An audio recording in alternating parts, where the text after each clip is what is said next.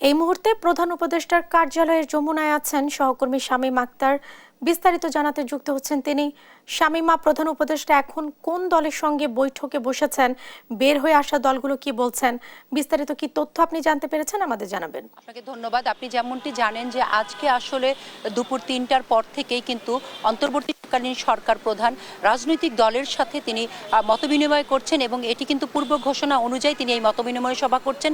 আমরা জানি যে গত বৃহস্পতিবার দিন কিন্তু প্রধান উপদেষ্টা বিএনপির সাথে প্রথম মতবিনিময় সভা করেছেন। এরপর তিনি সকল রাজনৈতিক দলের সাথে মতবিনিময় সভা করে তাদের কাছ থেকে সংস্কার প্রস্তাব নেবেন। অর্থাৎ আগামী একটি নির্বাচন করতে হলে সেই নির্বাচনের জন্য রাজনৈতিক দলের মধ্যে কি ধরনের সংস্কার প্রস্তাব করে সে বিষয়টি দেখার জন্যই কিন্তু আজকের এই সভা।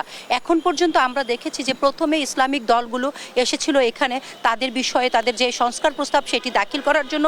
আমরা তখন দেখেছি যে মামুনুল হকের সহ হেফাজত সহ বেশ খেলাফতে মজলিস, খেলাফত মজলিস বাংলাদেশ ও খেলাফত আন্দোলন সহ প্রায় 7টি ইসলামিক দল প্রবেশ করেছে। এরপর ইসলামিক শাসনতন্ত্র আন্দোলন সহ 2টি দল প্রবেশ করেছে। তারপর আমরা দেখেছি যে এলডিপি প্রবেশ করেছে, 12 দল প্রবেশ করেছে এবং তারপর আমরা এখন জাসদ আম্বিয়ার থেকে তারা এখানে মিটিং করে বেরিয়েছে। এখন আমরা জানি যে এখানে আপনি জানেন যে গণফোরামের থেকে ডক্টর কামাল সহ নেতৃবৃন্দ এখন বসেছেন এবং তারা এখন তাদের সাথে কথা বলছেন। আমরা যদি বলি যে ইসলামিক দলগুলো কি বলেছে সে বিষয় থেকে আমরা বলতে পারি যে তারা দাবি করেছেন যে হেফাজত সহ বিডিআর বিদ্রোহের যে আন্দোলন হয়েছে সে আন্দোলনে হতাহতের বিষয়ে পুনর্তদন্ত করে বিচার করতে হবে, এটি ছিল ইসলামিক দলের দাবি।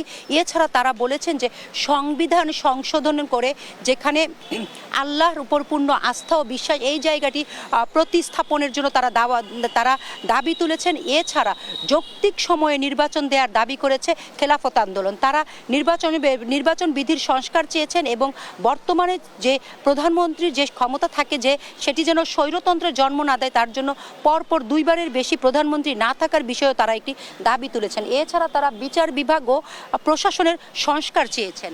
তারপর যদি আমরা বলি যে এলডিপি বেশ কয়েকটি দাবি তুলেছে। অর্থাৎ এলডিপি বলেছে যে তারা 2 দফায় প্রায় 83টি দাবির কথা উপস্থাপন করেছেন। সেখানে তারা বলেছেন যে তারা রাজনৈতিক যে সংস্কার চেয়েছেন সেখানে তারা বলেছেন যে স্বৈরতন্ত্র এবং ফ্যাসিবাদের যেন উত্থান না হতে পারে সেজন্য তারা যে সংস্কার চেয়েছেন তার মধ্যে তারা বলেছেন যে দেশ থেকে স্বৈরতন্ত্রের অবসান ঘটলেও দুর্নীতি এবং চাঁদাবাজি বন্ধ হয়নি, সেজন্য তারা দুর্নীতি ও চাঁদাবাজি বন্ধের একটি দাবি জানিয়েছেন। তারা বলেছেন যে প্রশাসন থেকে দুর্নীতিবাজ কর্মকর্তাদেরকে বদলি করলেই সমাধান হবে না, আসলে তাদেরকে যারা চিহ্নিত অপরাধী তাদেরকে আটক করে কারাগারে নিক্ষেপের কথা তারা বলেছেন। তারা ইসলামিক ধর্মভিত্তিক রাজনীতির সঙ্গে যুক্ত থাকার দাবি জানিয়েছেন।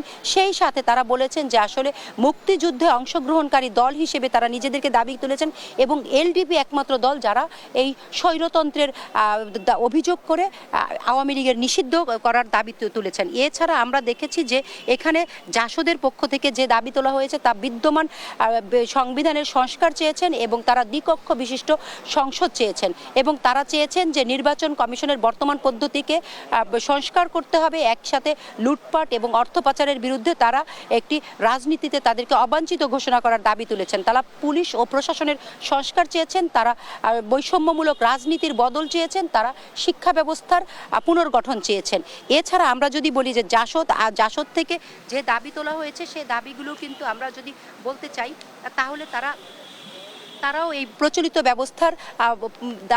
প্রচলিত ব্যবস্থার পরিবর্তন চেয়ে তারা যৌক্তিক সময়ের মধ্যে নির্বাচন চেয়েছেন। তবে এখন পর্যন্ত আমরা যেটি দেখেছি এবং শুনেছি তাই সেখানে বলা হয়েছে যে প্রধান উপদেষ্টা বলেছেন যে আসলে তারা প্রশাসনের বিভিন্ন সেক্টরে এবং সংস্কারের পর একটি যৌক্তিক সময়ের মধ্যে নির্বাচন দিতে তারাও চাচ্ছেন এবং তার জন্য নির্বাচনী ব্যবস্থার সংস্কার করে এবং যত দ্রুত সম্ভব নির্বাচনের মাধ্যমে একটি নির্বাচিত সরকারের কাছে ক্ষমতা হস্তান্তর করতে চাই এই সরকার।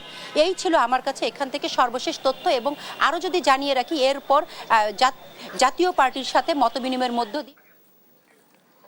শামীম, আপনাকে ধন্যবাদ। দর্শক, প্রধান উপদেষ্টার কার্যালয়ে যমুনা থেকে যুক্ত ছিলেন সহকর্মী শামীম আক্তার।